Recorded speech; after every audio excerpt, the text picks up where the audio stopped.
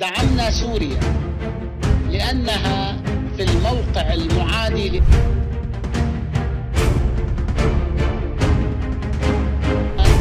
تستقر وتتخذ مواقف واضحة. نحن دعمنا سوريا لأنها في الموقع المعادي لإسرائيل وساهمت في تعزيز قدرات المقاومة عبر أراضيها للبنان وفلسطين.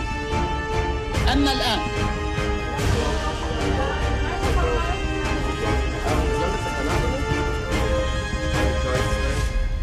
אני מתכבד לפתוח את הישיבה.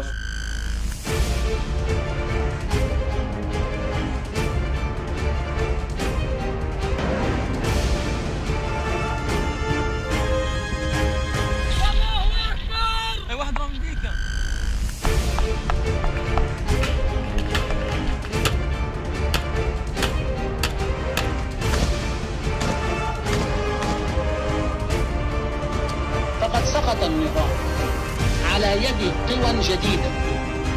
نحن لا يمكننا الحكم على هذه القوى الجديدة إلا عندما تستقر وتتخذ مواقف واضحة وينتظم وضع النظام في سوريا.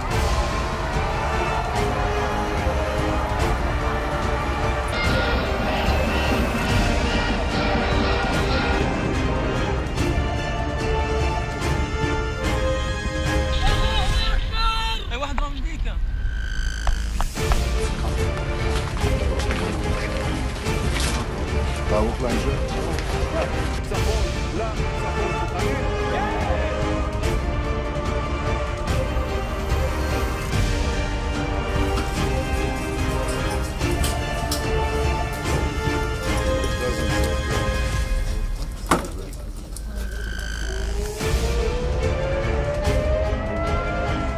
نتمنى أن يكون الخيار للنظام الجديد وللشعب السوري هو